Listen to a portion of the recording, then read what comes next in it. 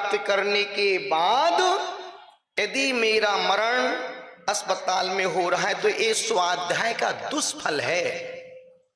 इसलिए जबलपुर वालों, जिंदगी में सब पाप करना, कभी किसी ज्ञानियों की, कभी किसी नवदेवताओं की, कभी किसी गीतरागी संतों की, निर्ग्रंथों की अवहेलना मत करना। आपको समझ में मत आए मत जाना, मत सम्मान करना, मत हाथ जोड़ना, पर हाथ बांध के उनका अपमान भी मत करना। तो जबलपुर में अब ज्ञान की आवश्यकता नहीं है। अब जो ज्ञान तुमने इतने वर्षों में पाया है, अब उस ज्ञान को समझने की और आत्मसात करने की देरी है। अभी हमारे डॉक्टर सहज सागर जी ने कितनी प्यारी बात कही। सोचो, इस उम्र में भी आवाज में क्या बुलंदगी है। कल दीक्षा दिवस था पहला, कल उपवास था, पूरा विहार करते करते, मंदिरों की वंदना करते करते, यहां पर लाड़गंज जो बोल रहे वो वाला गंज, यहां पर भूखे पेट वहां पूरे मंदिरों की वंदना करते करते यहां पर आए, तब कहीं जाके 11 बजे उनको मिला। 11 बजे परसों सुबह आहार किया था, कल पूरा उपवास, फिर आज। और आज जिस घर में चरण पड़े, जिस घर ने आहार दिया, जिस श्रावक ने पड़गहन किया, मान के चलना उन्होंने मुनि दीक्षा के बाद का पहला आहार देने का सौभाग्य प्राप्त किया। और संजोग तो पड़गहन भी उस घर में हुआ जिस घर में मुनि आदित्य सागर महाराज जन्मे। इसको कहते हैं दाने दाने पे लिखा है। इसमें कोई सेटिंग नहीं, इसमें सिर्फ तुम्हारा पैसा काम नहीं आया, पुरुषार्थ काम नहीं, तुम्हारा पुण्य ही काम आया। कभी कभी पुरुषार्थ काम फैल हो जाता है, कभी कभी धन भी काम नहीं आता है। यदि काम आता है तो खुद का, जिसने इतने ऐसे पुत्र को जन्म दिया हो, जिसने जो गोल्ड मेडलिस्ट हो, 4 गोल्ड मेडल प्राप्त हुए हो, और अपने बेटे को, जिगर को, लाल को विशुद्ध सागर जी महाराज के चरणों में सौंप दिया। गुरुदेव, यदि मेरे घर में रहेगा मैं शादी कर दूंगा, 2 बच्चों का बाप बन जाएगा, वही तेरे मेरा करेगा। गुरुदेव, इसको आप, इसका मन है आपके चरणों में रहने का, इसे आप ही संभालो। सोचो, एक बेटी का त्याग करना बहुत सरल है, बेटी का दान करना बहुत सरल है, पर बेटे का त्याग करना बहुत बड़ा जिगर का काम है। जिगर वाले ही बेटे का त्याग घर के, परिवार के लिए, समाज के लिए, देश और राष्ट्र के हित के लिए कर पाते हैं। बेटी का त्याग बहुत बड़ा त्याग नहीं है। एक बार उस परिवार के लिए जोरदार अच्छे कार्य की अनुमोदना के लिए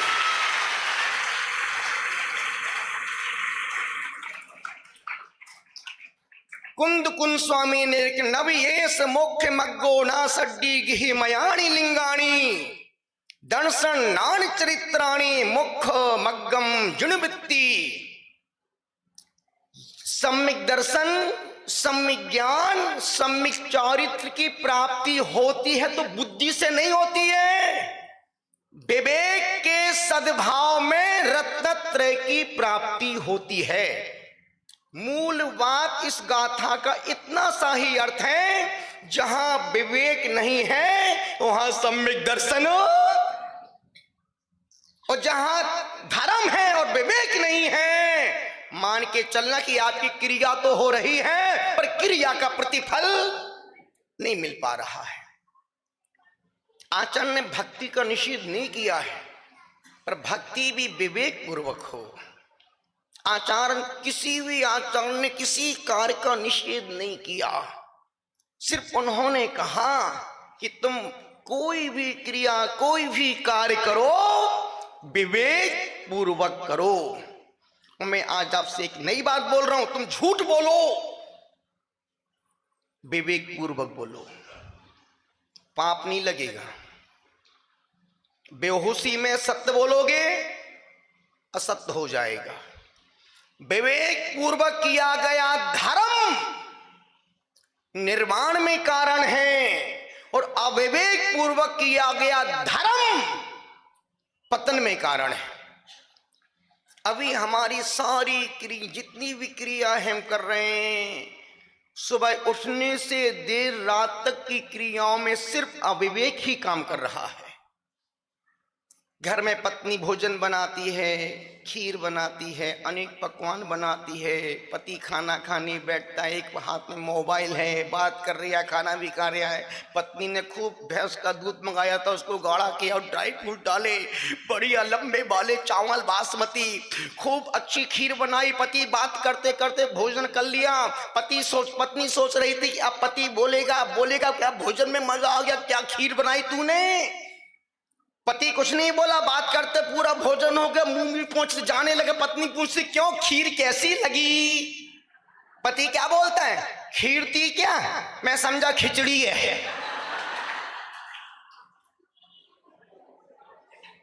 एक घर घर की कहानी है बाबू।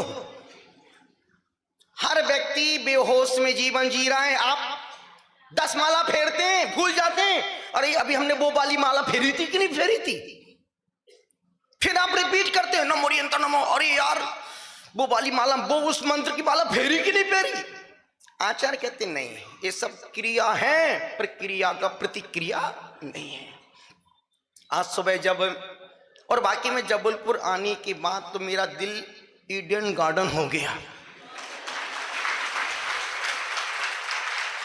माना कि ईडन गार्डन कोलकाता में, अपने देश में 4 महानगर है ना, दिल्ली, कलकत्ता, मुंबई, चेन्नई। हमने सोचा कि यार, और अभी इन 5-10 सालों में नाम चेंज हो गए। दिल्ली को दिल्ली, मुंबई को मुंबई, बंबई को मुंबई, कलकत्ता को कोलकाता, जौल खाई लेबो, चाय खाई। वहां पर लिंग भेद नहीं है। आप चाय खा लो, पानी खा लो, जौल खाई लेबो, चाय खाई लेबो, लिंग भेद नहीं है। मद्रास को चेन्नई, हमने सोचा मद्रास को चेन्नई क्यों कर दिया। बाद में दिमाग में, अरे क्योंकि वहां का लोग लुंगी पहनता है, और वो बोलता है बात में लुंगी में चेन्नई, लुंगी में चेन्नई, कहीं भी बैठ जाओ लुंगी में, लुंगी में, कहीं भी बैठ जाओ लुंगी में। निवेदन कर रहा हूं, मड़िया जी गया, देख के आनंद आ गया।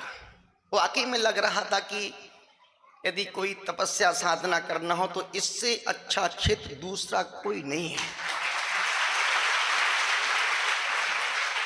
और हमने देखा सम्मिश्कर बहुत बड़ा पर्वत है,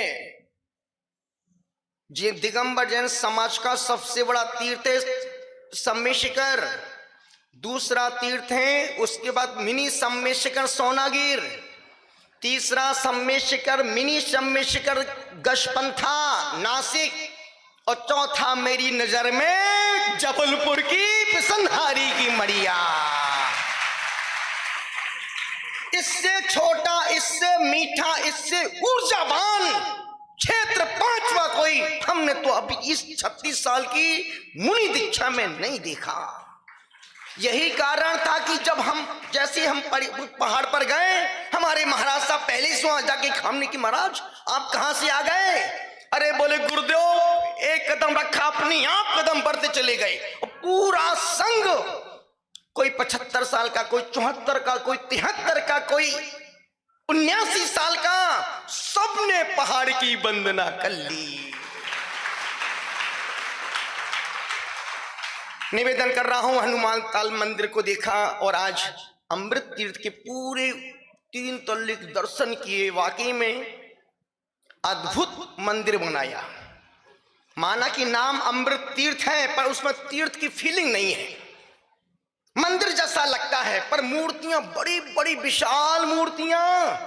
हो सकता आने वाले समय में वो तीर्थ बन जाए, पर अभी मंदिर की फीलिंग आती है, बड़ी विशाल जिनालय। और उसके बाद जैसे हनुमान ताल का नाम सुना था और देखा तो लगा वाकई में एक एक वेदी पर एक एक अतिशय क्षेत्र बन सकता है। और यदि उस हनुमान ताल के मंदिर को जीवंत करने का श्रेय किसी को जाता है तो मुनि पुंगव सुधा सागर जी महाराज को जाता है। हमेशा गुणवान के गुण गाना चाहिए, अच्छे कार्य की अनुमोदना और प्रशंसा खुले मंच से करना चाहिए। जब मैं भगवान के चरणों का स्पर्श किया, एक अलग ही अनुभूति, एक अलग ही फीलिंग आई। और जिन जिन मंदिरों में हम आज गए, जहां जहां से दर्शन करते, देव वंदना करते करते आए, प्रत्येक मंदिरों में ऐसा लगा जैसे पर्युषण पर्व आज ही चल रहा हो। सारे मंदिर भक्तों से स्वाहा स्वाहा स्वाहा, पूजा पाठ अभिषेक, पूरे जिनालय भक्तों से भरे थे।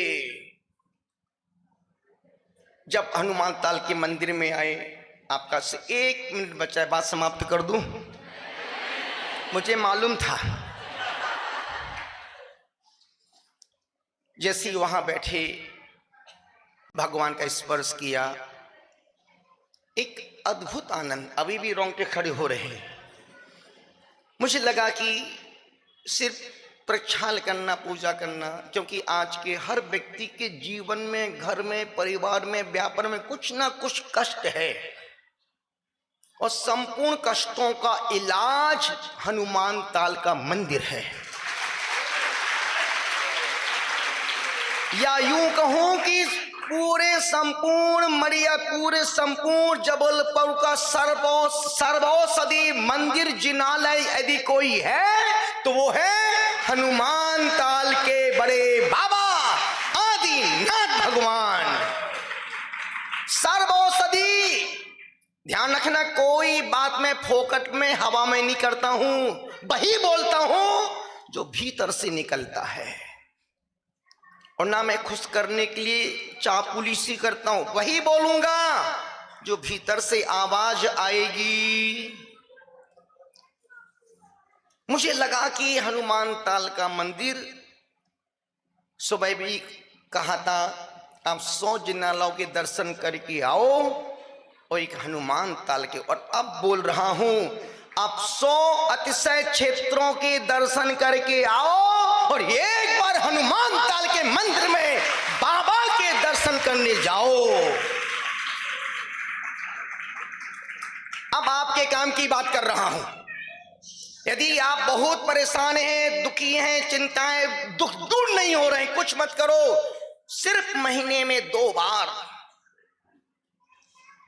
या तो अमावस्या के दिन या फिर पूर्णमासी के दिन, एक, अब यदि घर में खूब परेशानी, कोई बीमारियां पीछा नहीं छोड़ रही हैं, कुछ मत करो, अमावस्या के दिन एक श्रीफल को अपने पूरे घर में घुमाओ और श्रीफल को लेके बाबा के पास जाओ और भगवान की 108 परिक्रमा लगाओ, एक दीपक जला करके। आप देखना दिव्य मंगल पाठ में सिद्ध भक्ति लिखी है, प्रकृति की कुंद कुंद स्वामी की आशरीरा जीवघड़ा। यदि आपको वो पढ़ना आती है और नहीं आती तो सीख सकते हैं। यदि आप उस श्रीफल को लेकर के जाओ, भगवान की 108 परिक्रमा लगाओ, दीपक जला और बोल करके, भगवान मैं अपने घर से इन कारणों से परेशान हूं, मेरे घर की सारी समस्या गुरुदेव प्रभु आपके चरणों में सौंपता हूं, मुझे कुछ नहीं, बस घर की शांति, चेहरे की प्रसन्नता बनी रहे। आप मुझे कितना ही, मैं कर्मों से कितना ही दुखी परेशान हो जाऊं इसका गम नहीं है, बस प्रभु इस श्रीफल इसलिए चढ़ा रहा हूं कि मुझे दुखों को सहन करने की आप शक्ति देते रहना।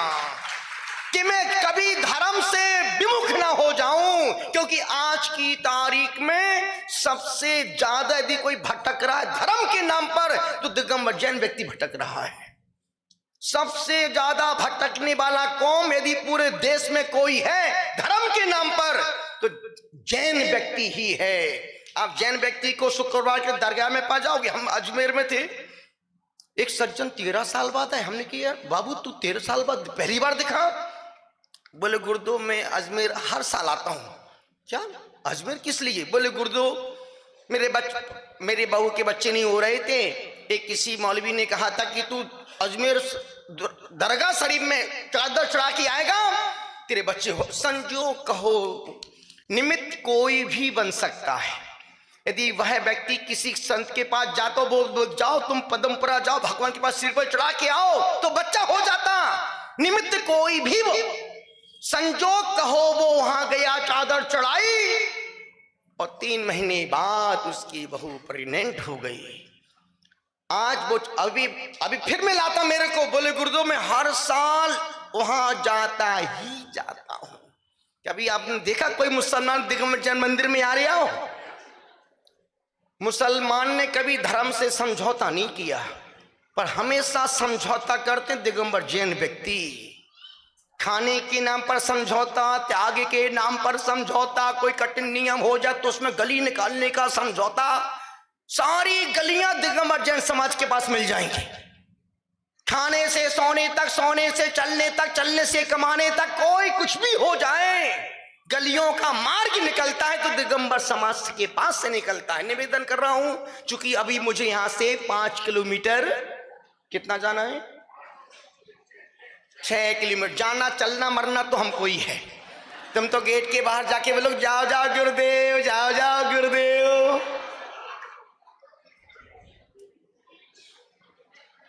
निवेदन कर रहा हूं, अनुरोध आपसे कर रहा हूं, आपसे गुजारिश कर रहा हूं, यही कह रहा हूं, यदि घर में बरसों की परेशानी बीमारियां हैं, बीमारी पीछा नहीं छोड़ रही है, श्रीफल को अपने घर से घुमा करके और बोल करके मैं बाबा के पास जा रहा हूं। जो भी मेरे घर में रक्षक देवी देवता हो, आप सभी मेरे साथ 108 परिक्रमा लगाना, उस श्रीफल को भगवान के चरणों में ही रख देना और भगवान मंदिर का गंधोदक फिर अपने घर लेके जाना, पूरे घर में उसके छींटे लगा देना और फिर देखना आदिनाथ भगवान हनुमान डाल के क्या चमत्कार तुम्हारे घर में बैठ के नहीं करती है।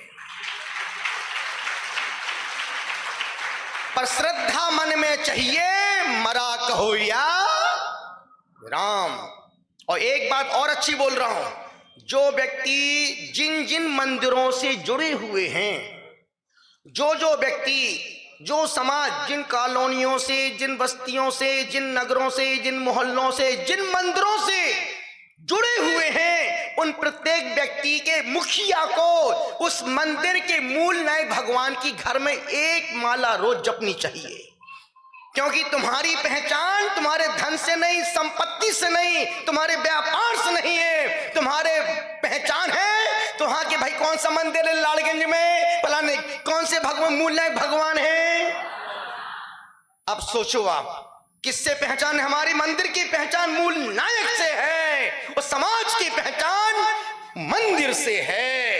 यदि घर का मुखिया उस मंदिर के मूल नायक भगवान की 1 माला घर में फिर बैठ के फिरता है, कभी कोई शक्तियां तुम्हारे घर का कुछ बिगाड़ नहीं सकती। क्योंकि आज की तारीख में गलत काम करना बहुत आसान है, पर गलत को अच्छा करना बहुत कठिन काम है। बीमार होना सरल है और ठीक होना, सब कुछ मैं ही बोलूं क्या? बीमार होना सरल है और ठीक होना बहुत कठिन है। कितना कठिन है? बहुत कठिन है। पहला, घर की बीमारियां परेशानियों को नारियल में लो, भगवान को छोड़ दे के आ जाओ। क्योंकि कभी भी दुखी परेशान हो, अपने दुख को, परेशानी को अपने पड़ोसी कमबख्त से मत बोलना। वो कमबख्त हंस हंस रो रो के सुनेगा और तुम्हारे जाने के बाद हंस हंस के पूरे मोहल्ले में कहेगा।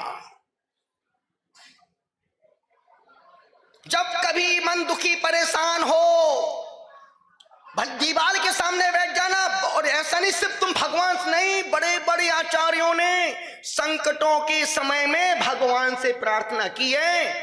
यदि मान तुमको जेल में डाल दिया गया तो उन्होंने भगवान आदिनाथ से प्रार्थना की, और उन्होंने भगवान आदिनाथ से प्रार्थना की तो 48 ताले पट पट पट टूट गए, और तुमसे एक ताला चाबी लगा के नहीं खुल रहा है। यदि समंत भट्ट स्वामी को भस्मक व्याधि हो गई तो वो किसी डॉक्टर के पास नहीं गए, चंदा प्रभु स्वामी की भक्ति की, और वो पिंडी में से भगवान चंदा प्रभु स्वामी प्रकट हो गए और उनकी बीमारी दूर हो गई। मैना सुंदरी के पति को कुष्ठ रोग हो गया, श्रीपाल को कौन से डॉक्टर वैद्य की दवाई मलहम क्रीम लगाई, यंत्र का अभिषेक किया, गंधोदक पति के शरीर पे लगाया, और पति की शरीर की काया कंचन जैसी हो गई। भक्ति में शक्ति बहुत है।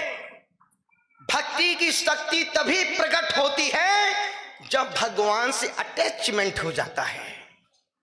अभी तुम्हारा अटैचमेंट ना घर बार से है, ना परिवार से है, ना बच्चों से, ना टीवी से, ना सिर्फ तुम्हारा अटैचमेंट है मोबाइल में उंगली करने से। यदि आप 3 उपवास कर लो, मोबाइल हाथ में रखो, कोई बात नहीं, और 1 उपवास करो और मोबाइल में हाथ मत लगाओ, ऐसा मुंह दिखेगा जैसे बरसात में पापड़, धूप में टमाटर। तुम्हारा इतना ज्यादा अटैचमेंट मोबाइल से हो गया है। निवेदन इतना सा कर रहा हूं। अब पूर्णमासी की बात, यदि घर का कोई काम बिगड़ रहा है, बच्चों का रिश्ता करना है, कोई रिश्ते होते हैं काम बिगड़ जाता, बनते बनते काम अटक जाते, कुछ मत करो, सिर्फ पूर्णमासी के दिन एक श्रीफल पर स्वस्तिक बनाओ, स्वस्तिक बनाओ, हल्दी से स्वस्तिक बनाओ, और उस श्रीफल पर सब पूरे घर के हाथ लगवाओ कि हम अपने घर के हर कार्य की सिद्धि के लिए, विघ्नों की दूर के लिए ये श्रीफल भगवान आदिनाथ के चरणों में हम अपने घर के मालिक मुखिया भगवान आदिनाथ को बना रहे हैं। अच्छा होगा, भगवान को धन्यवाद दो, और काम कोई बिगड़ जाए तब भी भगवान को धन्यवाद दो। अब वो श्रीफल जाओ, सिर्फ चढ़ाना नहीं है, 108 उनकी फेरी करो, और भगवान मैं अपने घर के सारे बोल करके, अंचेमी में आपकी अर्चना करता हूं, पूजेमी में आपकी पूजा करता हूं, वंदामी में आपकी वंदना करता हूं, नमम स्वामी में आपको नमस्कार कर, किस लिए? दुख को मेरे दुखों का क्षय हो, कम खाओ कर्मों का बोही लाओ, मुझे बोधि की प्राप्ति हो, सुगई गमनम सुगति में गमन हो, समाहि मरणम मेरा समाधि पूर्वक मरण हो, और अंत में प्रार्थना का सार, जिन गुण संपत्ति हो दुमज्जम, हे परमात्मा मुझे आपके दिव्य गुणों की, इससे बड़ी प्रार्थना, इससे छोटी प्रार्थना पूरे विश्व में किसी मजहब में, किसी धर्म में मिल ही नहीं सकती। जो जैन दर्शन में है वो किसी धर्म में, यही कारण जैन धर्म की सबसे बड़ी विशेषता है कि नाली में कुलबुलाने वाले कीड़े को भी भगवान बनने की शक्ति मौजूद देता है। अप्पा सुपरमप्पा, हर आत्मा में भगवान बनने की। तो यदि हम पूर्णमासी के दिन और जब कभी समय मिल जाए, भगवान कुछ भी हो, एक दीपक जाके जलाओ भगवान के पास, और उनके नाम की सुबह जो मंत्र पढ़ा था, इस छोटे से मंत्र में 6 बीजाक्षर मंत्र हैं। ओम ह्रीम श्रीम क्लीम ऐम अरहम अष्टोत्तर 1008 सहस्त्र गुणमंडिताय श्री वृषभ जिनेन्द्राय नमः। इसमें वो बीजाक्षर मंत्र हैं जो कोई जिस कार्य को मन में सोच के माला उनके सामने फेरोगे, वही कार्य वैसा ही होगा जिस भावनाओं से इस मंत्र का जाप करोगे। और आज हमने पहली बार किसी मंदिर में इस प्रकार से अपने इष्ट मंत्र की जाप की है, और हमने नहीं किए। बैठते ही कोई बोलता है कि इसका जाप करो, और एक आवाज में, बिना कोई लड़खड़ाहट के, बिना कोई मंद तेज के मंत्र के, और वाकई में उस मंत्र के जाप करने के बाद अभी तक वो फीलिंग आ रही कि जैसे मेरा हाथ भगवान आदि रात के चरणों में रखा हो। इतना सा निवेदन कर रहा हूं, अनुरोध आपसे कर रहा हूं, यही कह रहा हूं, आपके विवेक से ही सम्यक दर्शन ज्ञान चारित्र की प्राप्ति होगी। जब तक विवेक पूर्वक क्रियाकार नहीं करोगे, तब तक कार्य की सिद्धि होने वाली नहीं है। समय 4:13। आपने 13 मिनट समय हमारा बढ़ा दिया। हम तो 19 मिनट समाप्ति ही कर रहे थे, और अभी समाप्त कर दूं? मुझे पता है तुम्हारा मन सुनने में कान तो दुखते नहीं है। आपकी भावनाएं बहुत अच्छी हैं। आपका भक्ति देव के प्रति, गुरु के प्रति, शास्त्र के प्रति जो भक्ति है, बस यही भक्ति देव शास्त्र गुरु के प्रति तब तक बना के रखना जब तक निर्वाण की प्राप्ति ना हो जाए। आप सभी के मनोभावों को, आपकी भक्ति को प्रणाम करते हुए, आपके श्रद्धा के देवता को स्मरण करते हुए परमात्मा से यही प्रार्थना करते हैं कि परमात्मा आपके दुखों को दूर करे, कर्मों का नाश करे, विघ्नों को दूर करते हुए आपको धर्म की, रत्नत्रय की, सद्भाव मैत्री की प्राप्ति होवे। आपने सुना, अनुग्रहित हूं, आपके भीतर बैठे परमात्मा को प्रणाम करता हूं। ओम नमः। जय गुरुदेव, जय महावीर। दोनों हाथों को जोड़े। महाराज साहब मिले, बहुत अच्छा लगा। महाराज साहब ने बहुत सारी बातें बतलाई समय शिखर की। उस समय मुझे कुछ नहीं पता, सिर्फ यही पता था कि सागर जी महाराज साहब का चतुर्मास हुआ था। पर महाराज साहब आए दिन कभी पढ़ना देखने के लिए आते थे, कभी सुख साता पूछने के लिए आते थे, पर हम मिल नहीं पाते थे। लेकिन महाराज साहब की भावनाएं, उनका समर्पण गुरुओं के प्रति, उनकी विनम्रता, विश्रुत सागर जी महाराज, एक बार जोरदार उनके समर्पण के लिए, उनकी गुरु भक्ति के लिए।